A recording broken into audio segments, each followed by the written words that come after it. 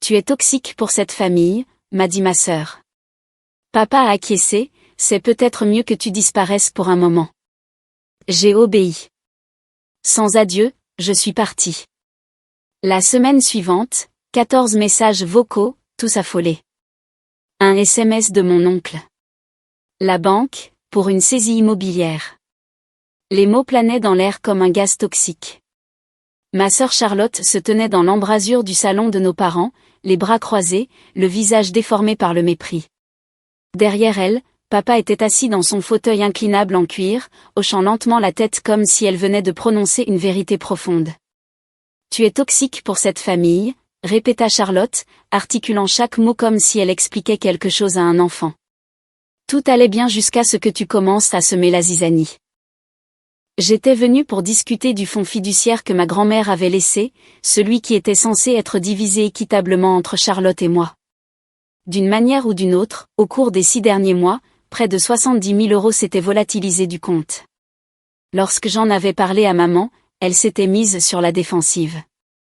Quand j'avais insisté, elle avait appelé Charlotte. Et Charlotte avait convoqué cette réunion de famille. De la zizanie ? Ma voix était sortie plus doucement que prévu. Je pose des questions légitimes sur un argent qui m'appartient légalement. Papa parla enfin, sa voix lourde de déception. Ta mère et moi aidons Charlotte à traverser une période difficile. Eric a perdu son emploi. Ils ont Sophie et Dylan auxquels penser. Nous devons tous faire des sacrifices. Des sacrifices avec mon héritage ? Vois-tu, la voix de Charlotte devint perçante. C'est exactement de cela dont je parle. Ça tourne toujours autour de toi. Tu te fais toujours passer en premier. Tu as un bon travail. Pas d'enfants. Pas de vraie responsabilité. Nous avions besoin d'aide.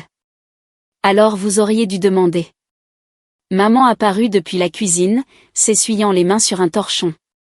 Son visage semblait fatigué, plus âgé que ses 62 ans. Ma chérie, nous allions le rembourser. C'était juste temporaire. C'était ? J'ai saisi le passé. Vous l'avez déjà dépensé ? Charlotte leva les yeux au ciel. Le camion d'Eric avait besoin de réparation. Sophie avait besoin d'un appareil dentaire. La vraie vie n'attend pas de permission. Quelque chose en moi se brisa. Ces gens avaient pris ce qui m'appartenait sans un mot, et maintenant ils agissaient comme si j'étais la méchante pour l'avoir remarqué. J'avais fait 3 heures de route pour avoir cette conversation, pris congé du travail et m'étais préparée à une discussion difficile mais nécessaire. Au lieu de cela, j'étais tombée dans une embuscade. C'est peut-être mieux que tu disparaisses pour un moment, dit papa, faisant écho aux sentiments de Charlotte. Laisse tout le monde se calmer. Tu rends ta mère malade. J'ai regardé maman, attendant qu'elle le contredise, qu'elle me défende, qu'elle reconnaisse que ce qu'ils avaient fait était mal. Elle a détourné le regard. Cette nuit-là, j'étais assise dans mon appartement, fixant les relevés bancaires auxquels j'avais enfin eu accès après avoir menacé d'intenter une action en justice.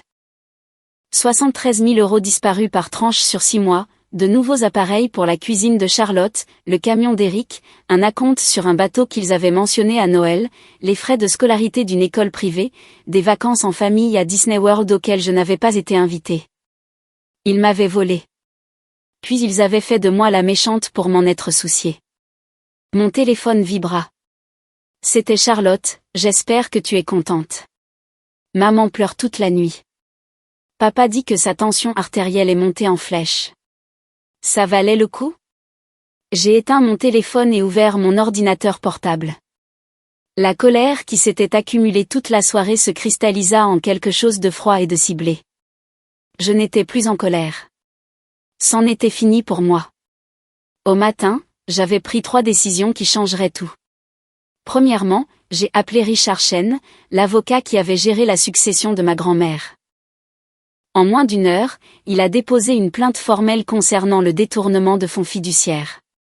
Des accusations pénales suivraient si la restitution n'était pas faite immédiatement. La fiducie avait des conditions explicites, et mes parents, en tant qu'administrateurs, les avaient violées de manière spectaculaire. Deuxièmement, j'ai appelé mon patron et demandé un transfert immédiat au bureau de Portland. Notre entreprise essayait de convaincre quelqu'un de déménager depuis des mois. J'avais toujours refusé à cause de ma famille. Maintenant, ma famille était exactement la raison pour laquelle je disais oui. Le poste venait avec une augmentation de 20% et commençait dans 2 semaines. Troisièmement, j'ai commencé à faire mes valises. Je n'ai prévenu personne. Pas d'annonce, pas d'explication, pas d'adresse de réexpédition. J'ai changé mon numéro de téléphone, établi une boîte postale à Portland et organisé le déménagement. Mon bail d'appartement était au mois. Ma voiture était payée. Je n'avais ni animaux, ni petit ami, rien ne me liait à cette ville à part des gens qui m'avaient clairement fait comprendre que je n'étais pas désirée. Alors, je les ai pris au mot. La veille de l'arrivée des déménageurs, je me suis rendue au cimetière où grand-mère était enterrée. C'était une femme vive, spirituelle et férocement protectrice envers ses petites filles. Elle avait travaillé comme comptable pendant 40 ans, économisé chaque centime et nous avait laissé à chacune un pécule parce qu'elle voulait que nous ayons une sécurité.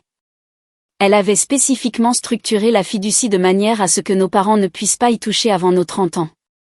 Mais il y avait une faille pour les urgences familiales, nécessitant l'approbation des 2 administrateurs. Papa avait approuvé de prendre mon argent pour financer le style de vie de Charlotte.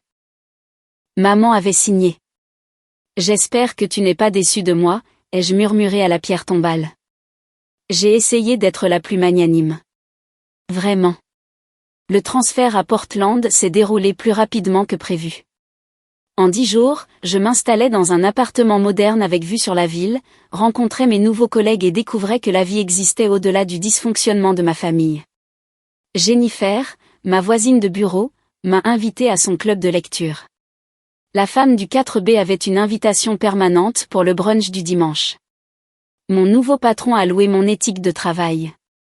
J'avais passé tellement de temps à être le « problème de la famille » que j'avais oublié ce que ça faisait d'être apprécié. 2 semaines après mon départ, mon ancien téléphone a commencé à sonner. Je l'avais gardé actif mais en mode silencieux, curieuse de voir combien de temps il leur faudrait pour remarquer. Le premier appel est venu de maman un mardi après-midi, puis un autre, puis 3 de plus. Mercredi, papa avait appelé 2 fois. Charlotte a laissé un message vocal qui commençait par « Bon, ça suffit le traitement du silence ». J'ai écouté celui-là jusqu'au bout. Elle semblait agacée, pas inquiète, comme si j'étais délibérément difficile plutôt que véritablement partie. Dès jeudi, le ton a changé. Message vocal de maman, ma chérie, s'il te plaît, rappelle-moi. Nous devons parler de quelque chose d'important. Ton père et moi sommes allés à ton appartement, et le propriétaire a dit que tu avais déménagé. Ça ne peut pas être vrai. Appelle-moi. Vendredi apporta la panique. Charlotte, où diable es-tu? Maman panique. Papa est allé à ton bureau et ils ont dit que tu avais été transféré à Portland. Qu'est-ce que c'est que ce délire? Tu ne peux pas disparaître comme ça. Je pouvais tout à fait. Il me l'avait dit de le faire. Samedi, mon téléphone a vibré avec un SMS d'un numéro que je ne reconnaissais pas. Puis j'ai réalisé que c'était mon oncle Case, le frère de maman. Nous nous étions toujours bien entendus, mais il vivait en Floride et nous parlions rarement. Tes parents m'ont demandé de te contacter. Ils sont très inquiets. De plus, une situation juridique est en cours. La banque va procéder à la saisie immobilière de leur maison. Ils ont besoin de te parler du fonds fiduciaire. C'est urgent. J'ai fixé ce message pendant 1 minute entière. Puis j'ai appelé Richard. Ils ont des problèmes. Il a confirmé.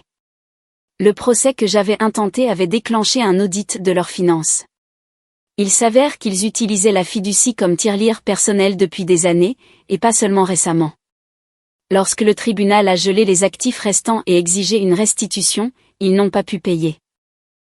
Ils avaient contracté une 2e hypothèque l'année dernière pour couvrir une autre dette, et maintenant ils étaient surendettés. À quel point? Ils risquent la faillite s'ils ne trouvent pas 60 000 € dans les 30 prochains jours. La procédure de saisie est déjà lancée. Quelque chose se tordit dans ma poitrine. Pas tout à fait de la culpabilité, mais pas tout à fait de la satisfaction non plus. Et Charlotte, demanda-t-il. Elle est répertoriée comme bénéficiaire de multiples virements.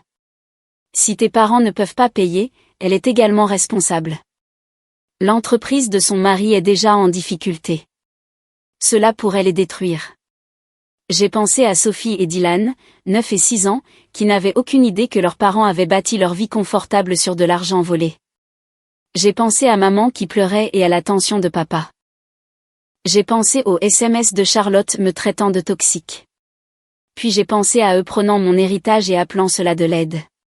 À eux se rassemblant pour me dire que j'étais le problème. À papa suggérant que je disparaisse. Quelles sont mes options? J'ai demandé à Richard. Tu pourrais abandonner le procès, les laisser garder ce qui reste et t'en aller. Ou bien, tu pourrais aller de l'avant.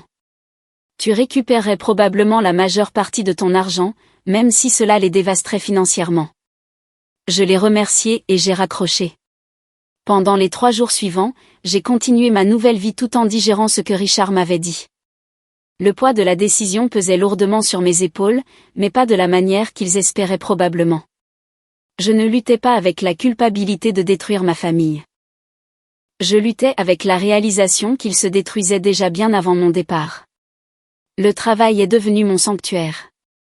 La campagne marketing que je dirigeais gagnait du terrain, et ma nouvelle patronne, Patricia, une femme perspicace qui avait bâti sa carrière à partir de rien, m'a prise à part après une présentation. Tu as un vrai talent, a-t-elle dit. Le bureau de Portland attendait quelqu'un avec ta détermination. Où te cachais-tu? Derrière des obligations familiales, ai-je dit avant de pouvoir me retenir. Elle m'a lancé un regard entendu. Eh bien, tu ne te caches plus.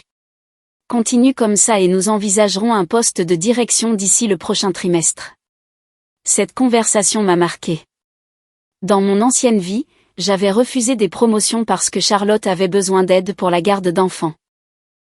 J'avais manqué des événements de réseautage parce que maman avait besoin que quelqu'un la conduise à des rendez-vous qu'elle aurait pu gérer seule. Je m'étais rendue de plus en plus petite pour satisfaire les besoins de tout le monde, et ils avaient quand même décidé que j'étais le problème. Jennifer m'a invitée à un vernissage de galerie ce jeudi soir-là. J'ai failli dire non par habitude, puis je me suis ressaisie. Il n'y avait plus de raison de dire non. Pas d'appel de dernière minute concernant des urgences familiales. Pas de culpabilisation pour avoir manqué le dîner du dimanche. Pas de Charlotte qui débarque chez moi avec ses enfants parce qu'Éric travaillait encore tard. La galerie se trouvait dans un entrepôt reconverti du centre-ville, rempli d'artistes locaux et de vins qui avaient effectivement bon goût. Jennifer m'a présenté à sa petite amie, une sculptrice nommée Maya, qui avait le genre de confiance que j'apprenais à reconnaître chez les personnes qui n'avaient jamais été amenées à se sentir comme un fardeau. Jennifer dit que tu viens d'emménager ici, a dit Maya. Qu'est-ce qui t'a amené à Portland? Un besoin de distance, ai-je dit prudemment. Elle a hoché la tête comme si elle comprenait parfaitement. Parfois, la meilleure chose à faire est de recommencer ailleurs où personne ne connaît ton histoire. Nous avons parlé pendant 1 heure d'art, de la vie en ville et de la liberté de la réinvention. Personne n'a posé de questions sur ma famille. Personne n'attendait rien de moi. C'était enivrant. Quand je suis rentrée chez moi cette nuit-là, mon ancien téléphone affichait 6 appels manqués. Je l'avais laissé dans un tiroir, mais je pouvais toujours l'entendre vibrer contre le bois. Je l'ai sorti et j'ai fait défiler les notifications sans en écouter aucune. 3 de maman, 2 de Charlotte, un d'un numéro que je ne reconnaissais pas, mais qui avait un indicatif régional de chez moi. Le SMS de l'oncle Case est arrivé à 23 heures. Ta mère fait des crises de panique. Elle ne peut pas manger. Ton père ne dort pas. Quel que soit le message que tu essaies de faire passer, je pense que tu l'as fait comprendre. S'il te plaît, rappelle-les. J'ai tapé et effacé 3 réponses différentes avant de me décider. Le message que je fais passer est que les actions ont des conséquences. Ils subissent les leurs. Je vis les miennes. Sa réponse est venue immédiatement. Ce sont tes parents. Ils ont fait une erreur. Ils ont fait des dizaines d'erreurs sur 6 mois, puis m'ont traité de toxique pour les avoir remarquées. Ce n'est pas une erreur. C'est un schéma. Il n'a pas répondu. Samedi matin, je suis allée courir dans Forest Park, me poussant dans des collines qui faisaient brûler mes poumons. L'effort physique m'a aidé à me vider l'esprit. J'étais à Portland depuis 3 semaines, et je pouvais déjà sentir que je changeais. La tension constante que je portais dans mes épaules se relâchait. L'hypervigilance qui venait d'attendre toujours la prochaine crise familiale s'estompait.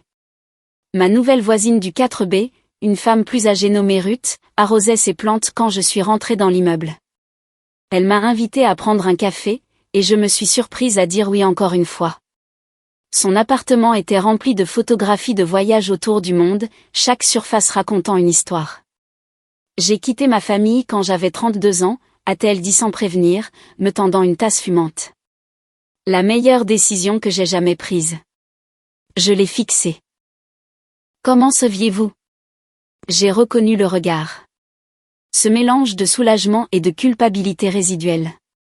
Tu te demandes si tu es une personne horrible de te sentir heureuse alors qu'il souffre. Le suis-je?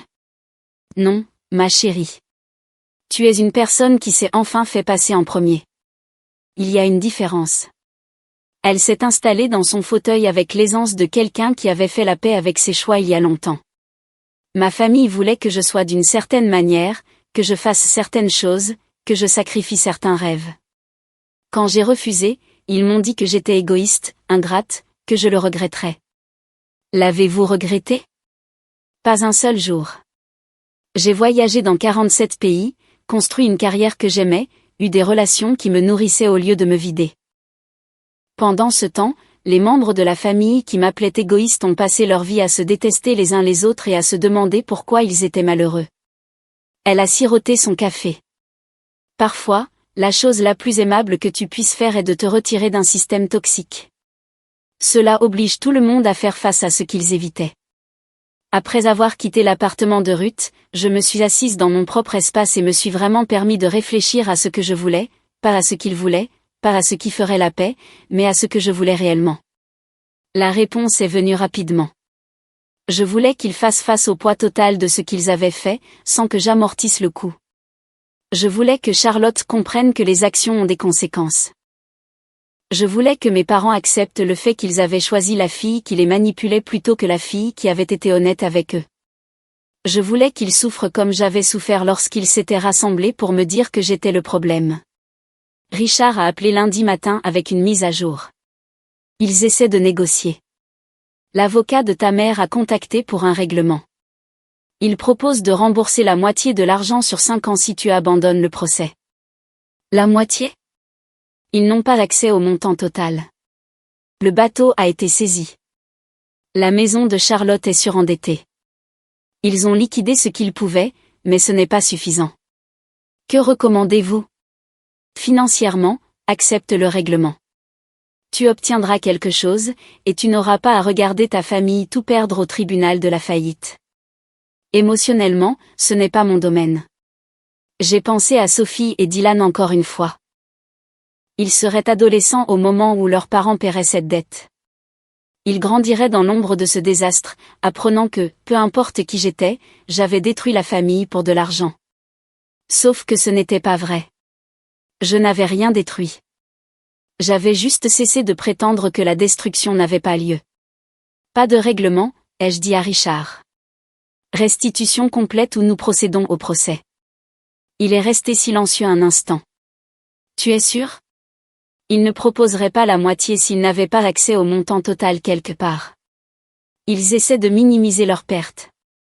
J'en ai assez de subventionner leur confort. D'accord, je vais les informer. Les retombées de cette décision ont été immédiates. Mon ancien téléphone a explosé d'appels et de SMS. Charlotte a laissé un message vocal hurlant que j'étais morte pour elle. Maman a envoyé un email décousu sur la loyauté familiale et le pardon. Le message de papa était plus court. J'espère que tu pourras vivre avec toi-même. Je pouvais, en fait. Mieux que je n'avais vécu avec moi-même en les laissant me marcher dessus. Ma tante Paula a appelé ce soir-là. Qu'est-ce que tu fais? Ta mère s'effondre. Charlotte parle de devoir retirer les enfants de leur école. Ton père est sous traitement pour sa tension maintenant. Est-ce vraiment ce que tu veux? Ce que je voulais, c'était qu'il ne me vole pas. Ce que je voulais, c'était qu'il s'excuse au lieu de me traiter de toxique. Ce que je voulais, c'était que ma propre famille me traite avec un respect élémentaire. Puisque je n'ai rien eu de tout cela, ils peuvent gérer les conséquences légales de leur vol. Ce n'est pas du vol quand c'est la famille. C'est exactement quand c'est du vol, Paula. Ils avaient une responsabilité légale en tant qu'administrateurs. Ils l'ont violée. Il ne s'agit pas d'être mesquine. Il s'agit de tenir les gens responsables. Elle m'a raccroché au nez. Le travail m'a offert une bouée de sauvetage plus tard cette semaine-là. Patricia m'a appelé dans son bureau avec la nouvelle que nous avions remporté un client majeur, en grande partie grâce à la présentation que j'avais élaborée. Le compte valait 6 chiffres pour l'entreprise, et elle voulait que je dirige l'équipe. Cela vient avec un bonus important, a-t-elle dit, faisant glisser un dossier sur son bureau. Et je te recommande pour une promotion au poste de directrice principale. Tu es ici depuis moins d'1 mois, et tu surpasses déjà des gens qui sont avec nous depuis des années. J'ai regardé les chiffres sur le papier et j'ai senti quelque chose bouger dans ma poitrine. Ce bonus seul était plus que ce que Charlotte avait pris lors de certains de ses retraits. J'avais gagné cela par mon propre travail, mes propres compétences, mon propre dévouement. Personne ne me l'avait donné. Personne ne pouvait me l'enlever. Merci, ai-je réussi à dire. Remercie-toi. Tu as fait le travail. Patricia s'est penchée en arrière dans sa chaise. Puis-je te donner un conseil? Quoi que tu fuis, continue de courir. Ça fonctionne. Cette nuit-là, je me suis offert un dîner dans un restaurant que j'avais envie d'essayer. J'étais assise au bar avec un verre de vin et mon ordinateur portable, répondant aux emails des clients et esquissant des idées pour la nouvelle campagne. Le barman, un gars de mon âge nommé Marcus, maintenait le vin et la conversation léger. Tu sembles différente de la plupart des gens qui viennent ici seuls, a-t-il dit pendant une accalmie. Comment ça? Tu as l'air heureuse de l'être. La plupart des gens traitent le repas en solo comme une punition. Tu as l'air d'être exactement où tu veux être. Il avait raison. J'étais exactement où je voulais être. Dans une ville qui ressemblait à une possibilité plutôt qu'à une obligation, faisant un travail qui me stimulait, construisant une vie qui m'appartenait entièrement. Mon ancien téléphone a vibré dans mon sac et je l'ai ignoré. Les messages vocaux continuaient d'arriver, 14 au total à la fin de la semaine. Maman sanglotant qu'il pourrait perdre la maison. La voix de papa tremblant alors qu'il expliquait qu'il n'avait emprunté l'argent que parce qu'il pensait que je comprendrais. Charlotte hurlant que je détruisais la famille pour de l'argent, que grand-mère aurait honte de moi. Ce dernier message m'a presque fait rire. Grand-mère avait été très claire sur ses souhaits. Elle m'avait dit une fois pendant sa maladie finale qu'elle craignait que Charlotte ne manipule nos parents, qu'elle avait structuré la fiducie comme elle l'avait fait spécifiquement pour nous protéger les unes des autres. Il s'est avéré qu'elle avait raison de s'inquiéter. Le changement de ton, passant de l'agacement à la panique, était presque satisfaisant. Presque. Surtout, c'était juste épuisant. Chaque message était un rappel des années que j'avais passées à être l'amortisseur de choc de la famille, celle qui aplanissait les problèmes, faisait des sacrifices et maintenait la paix. Ils étaient devenus si à l'aise avec moi dans ce rôle qu'ils semblaient sincèrement confus quant à la raison pour laquelle je ne sautais pas pour réparer le désastre qu'ils avaient créé. Richard a appelé avec une autre mise à jour. La date du tribunal est fixée dans 6 semaines. Tes parents se sont démenés pour trouver des actifs qu'ils peuvent liquider. L'avocat de Charlotte soutient qu'elle ne devrait pas être tenue responsable puisque les transferts ont été approuvés par les administrateurs. Est-ce que ça marchera? Peu probable. Elle savait d'où venait l'argent. Elle en a directement bénéficié. L'intention compte, et il est assez clair que toutes les personnes impliquées savaient que ce n'était pas légitime. J'ai passé les jours suivants à me plonger dans mon travail avec une intensité qui m'a surprise moi-même. Le nouveau client voulait une refonte complète de la marque, et je me suis jetée dans la recherche et les sessions de stratégie. Mon équipe a bien réagi à mon style de leadership, et j'ai réalisé que j'avais réprimé ce côté de moi-même pendant des années. À mon ancien poste, je m'étais toujours tenue, craignant de paraître trop ambitieuse ou trop exigeante. Ici, personne ne connaissait la version diminuée de moi que j'étais à la maison. Jennifer l'a remarqué lors d'un déjeuner d'équipe. Tu es comme une personne différente lors des réunions. Confiante, directe. C'est impressionnant. J'en ai toujours été capable, ai-je dit. Je n'étais juste pas dans un environnement où je sentais que je pouvais le montrer. Elle a hoché la tête pensivement. Les lieux de travail toxiques font ça. Ou les gens toxiques en général. Parlant par expérience, j'avais un groupe d'amis à l'université qui me faisait sentir que tout ce que je faisais était mal, comme si j'étais toujours trop ou pas assez. Il m'a fallu 2 ans après l'obtention du diplôme pour réaliser que le problème n'était pas moi. Elle a piqué un morceau de laitue. Je les ai tous coupés. Je ne l'ai jamais regretté. Ces mots faisaient écho à ceux de Ruth et j'ai commencé à voir un schéma. Les gens qui s'étaient éloignés de situations toxiques disaient tous la même chose, soulagement, clarté, croissance. Pendant ce temps, les gens encore empêtrés dans le dysfonctionnement insistaient sur le fait que la famille était la famille, que le sang comptait plus que le comportement, que je devrais être la plus magnanime. J'apprenais qu'être la plus magnanime n'était qu'un code pour être le paillasson. Travis m'a invité à sortir ce vendredi. Nous flirtons depuis quelques semaines, depuis qu'il m'avait entendu parler de kayak et avait proposé de me montrer les meilleures rivières de la région. Il était facile de lui parler, direct d'une manière qui était rafraîchissante après des années à naviguer dans la manipulation émotionnelle de ma famille.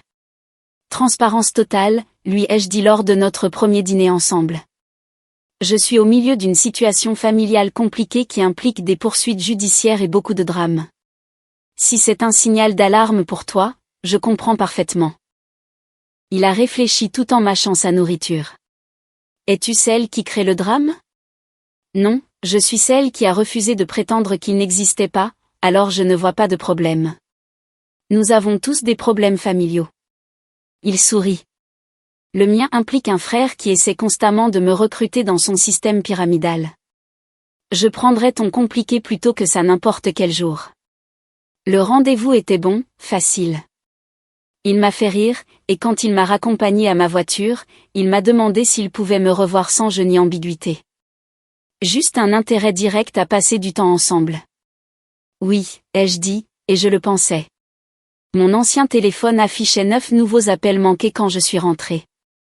J'avais commencé à le laisser entièrement dans mon appartement maintenant, le vérifiant seulement lorsque je me sentais émotionnellement prête à gérer toute nouvelle crise qu'ils avaient inventée. Les messages de ce soir allaient de maman pleurant à propos de la pression sur le cœur de papa à Charlotte menaçant d'intenter une action en justice contre moi pour dommages émotionnels à ses enfants. Ce dernier m'a fait rire aux éclats.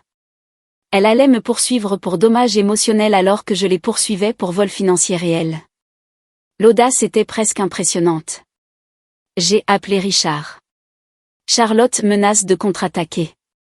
Sur quelle base? Dommages émotionnels à ses enfants apparemment. Il a ricané. Elle peut essayer. Ça n'aboutira à rien. Les enfants sont des dommages collatéraux du vol de leurs parents, pas les tiens.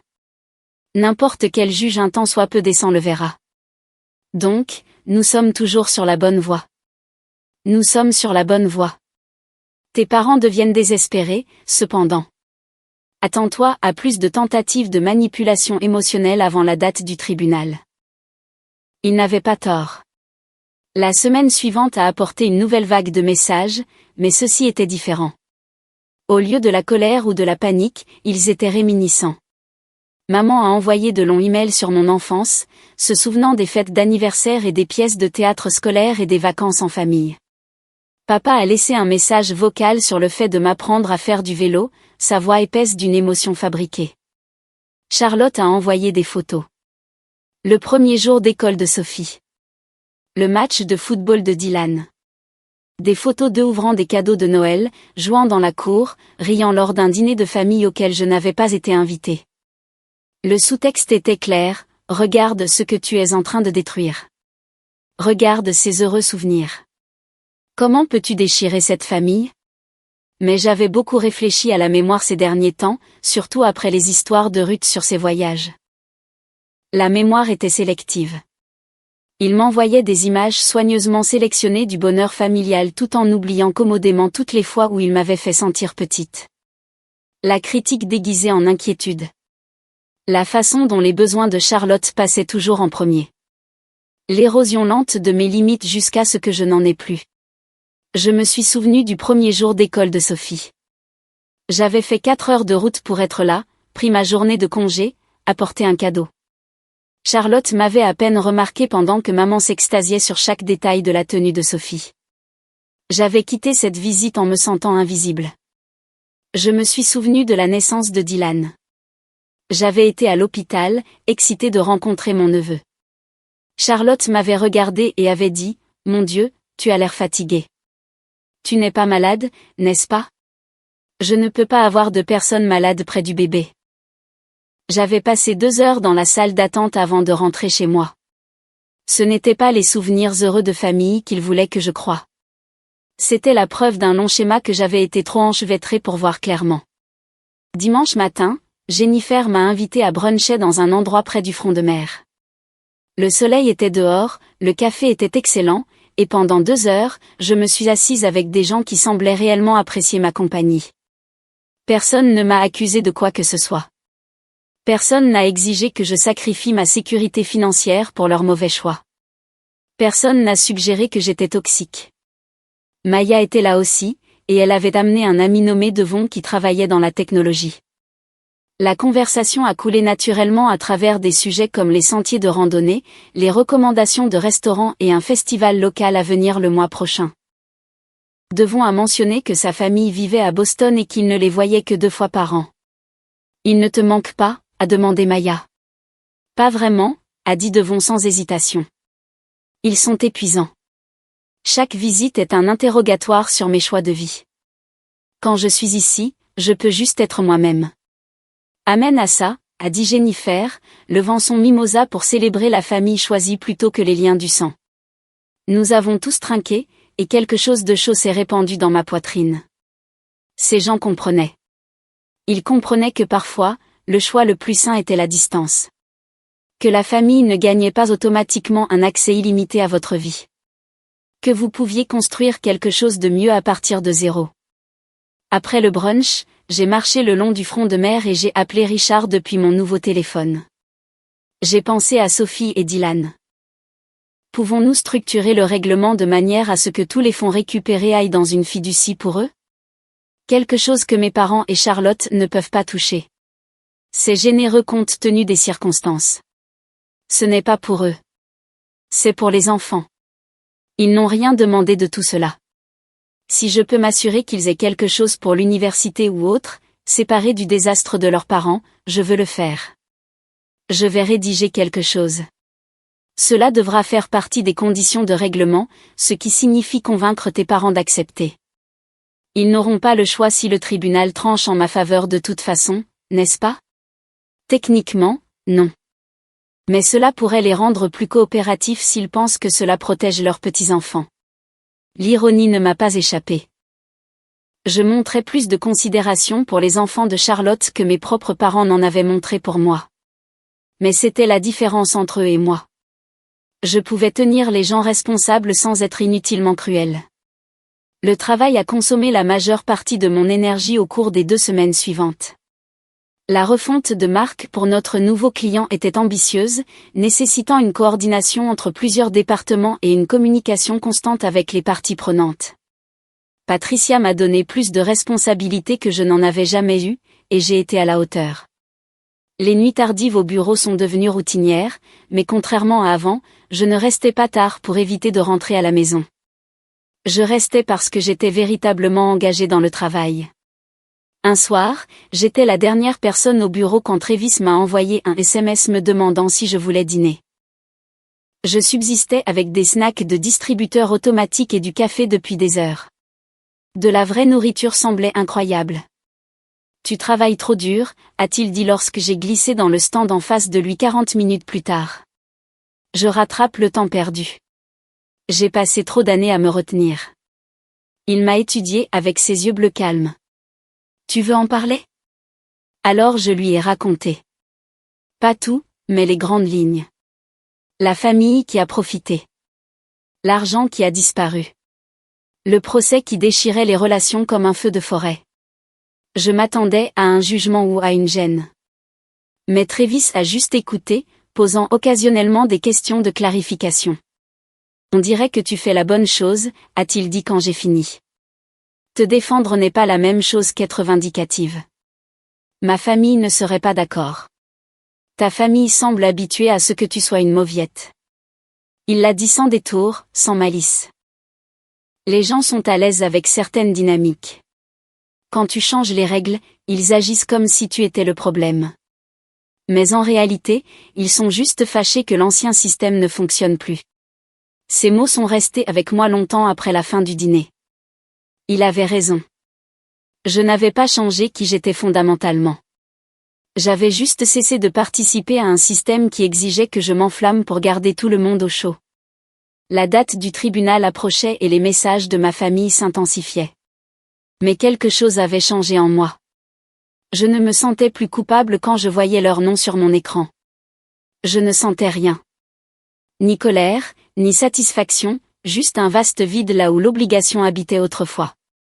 L'oncle Case a tenté une dernière fois en novembre, appelant d'un numéro que je reconnaissais cette fois. Il me l'avait envoyé par SMS des mois plus tôt en essayant de me joindre au sujet de la saisie bancaire. Ta mère a eu une alerte de santé hier. Un pic de tension l'a envoyée aux urgences. Elle va bien, mais le stress l'affecte physiquement. Le médecin a dit que si les choses ne changent pas, elle pourrait faire un AVC. Est-ce vraiment ce que ça vaut? A-t-elle eu des alertes de santé quand il volait mon héritage? La tension de papa a-t-elle monté quand il dépensait mon argent pour un bateau? Ou ces problèmes de santé n'ont-ils commencé que lorsque j'ai exigé de la responsabilité? Ce n'est pas juste. Rien de tout cela n'est juste, Case. C'est le but. Ils ont fait des choix et maintenant ils font face aux conséquences. Je n'ai pas créé cette situation. J'ai juste cessé de la permettre. Alors, tu vas vraiment les laisser tout perdre? Ils perdent tout à cause de ce qu'ils ont fait, pas à cause de ce que je fais. Il y a une différence. Il a raccroché sans dire au revoir. 3 jours avant la date du tribunal, Richard a appelé avec une nouvelle inattendue. Tes parents ont déposé le bilan. Je me suis assise lourdement sur mon canapé. Qu'est-ce que cela signifie pour l'affaire? Cela complique les choses. Ils affirment qu'ils ne peuvent pas payer. Le tribunal des faillites déterminera quels actifs il leur reste et comment les créanciers seront payés. Tu es une créancière maintenant, mais tu seras alignée avec tout le monde. Donc, je pourrais ne rien récupérer. Tu obtiendras quelque chose, mais probablement pas le montant total. Peut-être 50, 60 centimes par euro si nous sommes chanceux. À moins que... Il a fait une pause. À moins que quelqu'un d'autre n'intervienne. Que voulez-vous dire? Monsieur Thompson, le père d'Eric, posait des questions. Il n'est pas content que ses petits-enfants soient pris dans ce gâchis. Il y a une possibilité qu'il négocie directement avec tes parents pour couvrir la dette en échange du contrôle des actifs restants. Cela m'aiderait-il? S'il paie le règlement, oui, tu obtiendrais la restitution complète, mais tes parents lui seraient essentiellement redevables au lieu de faire face à la décharge de faillite. Ce serait pire pour eux à long terme, mais mieux pour toi. J'aurais dû me sentir triomphante à cette possibilité. Au lieu de cela, je me suis sentie étrangement vide. Faites-moi savoir si cela arrive. Je le ferai. L'audience de faillite est dans 3 semaines. Après avoir raccroché, je me suis assise dans le silence de mon appartement, essayant d'identifier ce que je ressentais. Du soulagement, certainement. De la justification, peut-être, mais aussi quelque chose de plus triste et de plus définitif. C'était ça. Le dernier film reliant à ma famille était sur le point d'être coupé, non par mon choix seul, mais par leur incapacité totale à prendre leurs responsabilités jusqu'au tout dernier moment. Ils ne s'étaient pas excusés. Ils n'avaient pas reconnu d'actes répréhensibles. Ils avaient juste trouvé quelqu'un d'autre pour les tirer d'affaire, tout en croyant sans doute toujours que j'étais la méchante dans cette histoire. J'ai appelé Travis. Tu veux venir? J'aurais besoin de compagnie. Il est arrivé 20 minutes plus tard avec des plats à emporter et du vin.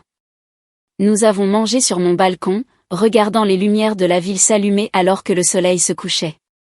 Je lui ai parlé du règlement, du vide étrange que je ressentais, de me demander si j'avais fait la bonne chose. Le regrettes-tu, a-t-il demandé. Non, mais je pense que je pleure quelque chose. Pas eux tels qu'ils sont, mais la famille que je pensais avoir. Celle qui existait dans ma tête où il se souciait réellement de moi autant que je me souciais d'eux. Travis m'a tiré contre lui. C'est la partie la plus difficile de l'établissement de limites avec des personnes toxiques. Tu dois faire le deuil de la relation que tu voulais tout en acceptant celle qui existait réellement. Nous sommes restés assis là jusqu'à ce que le vin soit parti et que la ville se soit complètement rendue à l'obscurité.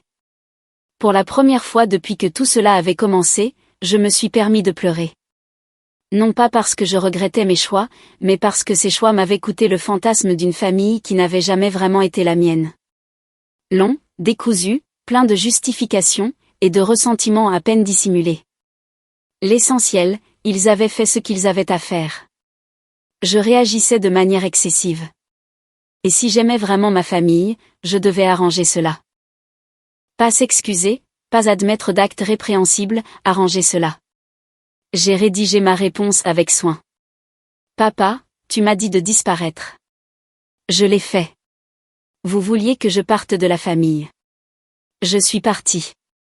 Vous avez clairement indiqué que les besoins de Charlotte l'emportaient sur les miens, que ses enfants importaient plus que ma sécurité financière, et que remettre tout cela en question faisait de moi la méchante.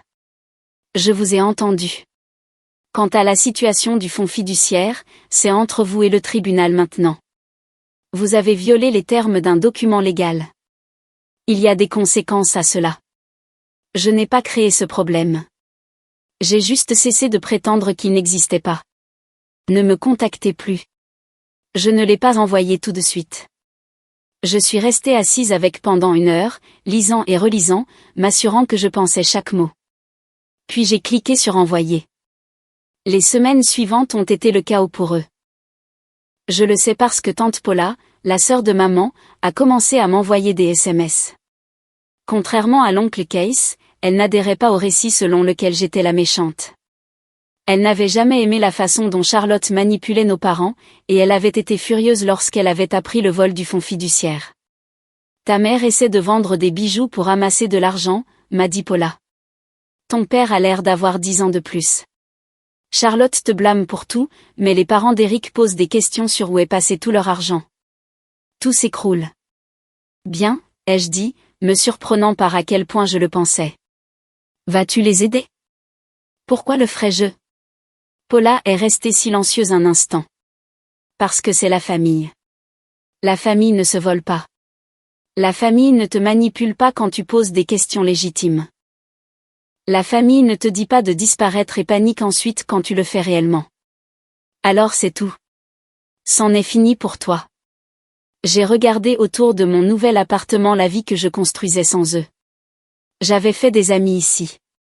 Mon travail était florissant. J'avais commencé à courir le matin, quelque chose pour lequel je n'avais jamais eu le temps auparavant parce que j'étais toujours en train de traverser l'État pour aider avec une crise familiale. Je dormais mieux, mangeais mieux. L'anxiété constante qui vivait dans ma poitrine depuis des années s'apaisait enfin. Oui, ai-je dit à Paula. C'en est fini. 3 jours plus tard, Richard a appelé avec des nouvelles. Mes parents avaient déposé le bilan. La maison allait être saisie. Charlotte et Eric essayaient de trouver un plan de paiement avec le tribunal, mais cela semblait sombre. M. Thompson, le père d'Eric, avait apparemment exigé un décompte complet de l'endroit où l'argent de son fils était allé, et lorsqu'il avait découvert qu'il avait été utilisé pour payer la dette de mes parents, il les avait coupés entièrement. Il demande si tu vas témoigner que tout n'était qu'un malentendu, a dit Richard. Que tu as donné la permission pour les retraits. Absolument pas, c'est ce que je leur ai dit. Je voulais juste que tu l'entendes de ma part. Les semaines suivantes ont été le chaos pour eux. Pendant ce temps, ma famille a fait plusieurs autres tentatives pour me joindre. Charlotte a créé une nouvelle adresse email pour m'envoyer des photos de Sophie et Dylan avec des messages comme « Est-ce ce que tu voulais blesser des enfants innocents ?» Maman a envoyé une lettre par l'intermédiaire de Paula parlant de pardon et de liens familiaux. Papa n'a étonnamment rien dit après cet email. J'ai bloqué la nouvelle adresse email de Charlotte. J'ai renvoyé la lettre de maman sans l'ouvrir. J'ai continué à construire ma vie à Portland. En décembre, près de 8 mois après mon départ, Paula a appelé avec une mise à jour. Mes parents avaient perdu la maison et déménagé dans un petit appartement de l'autre côté de la ville. Charlotte et Eric étaient séparés, bien que pas encore officiellement divorcés. Sophie était en difficulté à l'école, et Dylan avait commencé à faire des siennes. La famille avait essentiellement implosé. Ta mère pose des questions sur toi parfois, a dit Paula. Si tu vas bien, si tu es heureuse. Que lui dis-tu? Que tu prospères. J'ai souri. Bien. Est-ce qu'il te manque du tout? J'ai considéré la question honnêtement. Est-ce que la maman qui faisait des biscuits quand j'étais triste me manquait? Celle qui m'avait appris à conduire? Celle qui m'avait tressé les cheveux avant l'école? Est-ce que le papa qui m'avait porté sur ses épaules me manquait? Celui qui m'avait aidé avec mes devoirs? Celui qui avait fait fuir mon premier petit ami quand il m'avait fait pleurer? Ces personnes se sentaient comme des personnages de la vie de quelqu'un d'autre maintenant. La personne que je pensais qu'ils étaient me manque, ai-je finalement dit. Mais cette version d'eux n'a jamais vraiment existé, n'est-ce pas? Pas s'ils pouvaient faire ce qu'ils ont fait et ensuite me blâmer de l'avoir remarqué. Paula a soupiré. Ta grand-mère serait fière de toi. Tu sais, elle disait toujours que tu avais de l'acier dans la colonne vertébrale. Après avoir raccroché, je me suis versé un verre de vin et je me suis tenu sur mon balcon, regardant les lumières de la ville. Quelque part à travers le pays, ma famille faisait face aux conséquences de leur choix.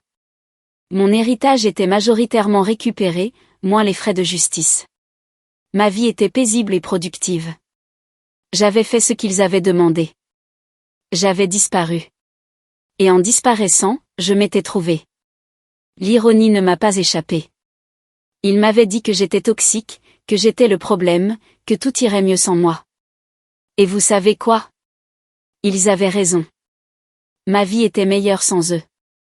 Tellement meilleure que même lorsqu'ils sont revenus en rampant, désespérés et paniqués et soudainement très intéressés par les liens familiaux, je n'ai ressenti que du soulagement d'être parti.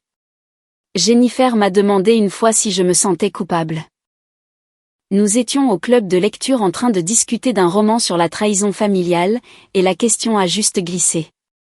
Tout le monde s'est tu, attendant ma réponse. Non, ai-je dit. Je me sens libre. Et je le pensais. La dernière fois que j'ai entendu parler de Charlotte, c'était le jour où grand-mère aurait eu 95 ans, fin janvier.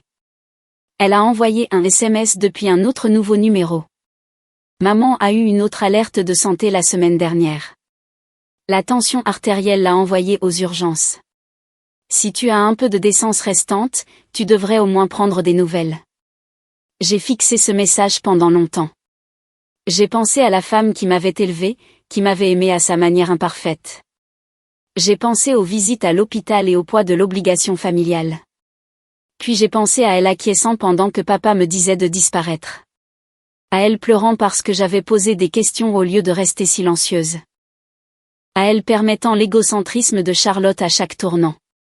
J'ai supprimé le message et je suis retournée au travail. Certaines personnes pourraient me qualifier de froide pour cela. Sans cœur, peut-être, mais ces gens n'étaient pas là quand ma propre famille s'est rassemblée pour me dire que j'étais le problème. Ils n'ont pas vu leur héritage être volé et se faire ensuite blâmer pour s'en être souciés. Ils n'ont pas eu à disparaître pour trouver la paix. J'ai appelé l'hôpital directement et j'ai payé la facture des urgences de maman de manière anonyme. C'était plus qu'elle ne méritait, mais c'était aussi le dernier lien que j'avais besoin de couper. Richard a géré la transaction par l'intermédiaire d'un tiers. Elle n'a jamais su que cela venait de moi. Paula a envoyé un SMS, elle va s'en sortir. Il surveille sa tension. Elle continue de demander de tes nouvelles. Je n'ai pas répondu. La vie a continué. J'ai obtenu une autre promotion au travail en mars. J'ai commencé à fréquenter Travis plus sérieusement, et nous avons commencé à parler d'emménager ensemble.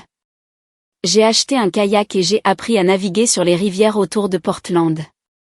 J'ai organisé Thanksgiving pour mes amis du club de lecture et j'ai réalisé que c'était la première fête depuis des années que j'appréciais réellement.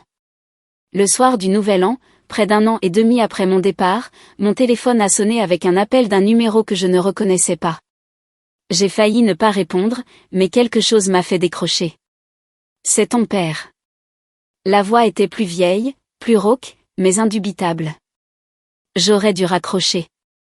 Au lieu de cela, j'ai attendu.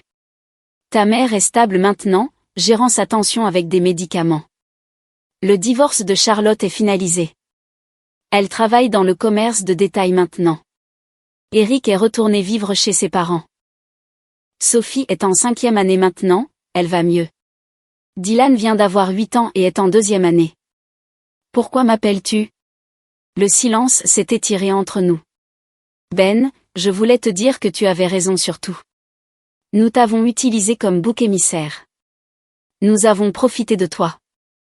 Et quand tu nous l'as reproché, nous avons essayé de faire de toi la méchante parce que c'était plus facile que d'admettre ce que nous avions fait. Ma main s'est serrée sur le téléphone. C'est censé être des excuses? C'est une reconnaissance. Je connais la différence entre les deux. Il a toussé et j'ai entendu le râle dans sa poitrine. Tu ne nous dois pas le pardon. Tu ne nous dois rien. Je voulais juste que tu saches que je le vois maintenant. Ce que nous t'avons fait. Merci pour la validation, ai-je dit, ma voix plate. 3 ans trop tard, mais merci. Es-tu heureuse à Portland? La question m'a prise au dépourvu. De toutes les choses que je m'attendais à ce qu'ils disent, la curiosité sincère pour mon bien-être n'en faisait pas partie. Oui, ai-je dit. Je vais bien. Un autre long silence. Ta grand-mère t'a bien élevé. J'aimerais pouvoir dire la même chose de ce que nous avons fait après sa mort. Il a raccroché avant que je ne puisse répondre. Je suis restée là, tenant le téléphone, attendant de ressentir quelque chose. Du chagrin, peut-être, de la colère, un attrait résiduel de connexion familiale, mais il n'y avait rien, sauf un soulagement lointain qu'il ait finalement admis la vérité, même si cela ne changeait rien. Travis m'a trouvé sur le balcon 1 heure plus tard, fixant la ville. Ça va? Mon père a appelé. Et ça n'a plus d'importance. Je me suis tournée vers lui. Cet homme qui avait choisi d'être dans ma vie sans obligation ni histoire ou ressentiment compliqué. Cette partie de ma vie est terminée. Il m'a tiré près de lui et je me suis laissé m'appuyer contre lui. Au loin, des feux d'artifice ont commencé à exploser au-dessus de la rivière, célébrant la nouvelle année. Les gens à travers la ville prenaient des résolutions, promettant d'être meilleurs, de réparer des relations brisées, de renouer avec leur famille. J'avais un autre genre de résolution. J'ai résolu de continuer à être heureuse, de continuer à construire cette vie que j'avais taillée pour moi, de ne plus jamais laisser personne me convaincre que me protéger me rendait toxique. Charlotte n'a jamais appelé. Maman a récupéré mais n'a jamais contacté, sauf par intermédiaire. Et moi? J'ai continué à vivre, à prospérer, à prouver chaque jour que leur évaluation de moi avait été une projection depuis le début. Je n'étais pas la personne toxique. J'étais juste la seule assez courageuse pour partir. Et cela, il s'est avéré, faisait toute la différence.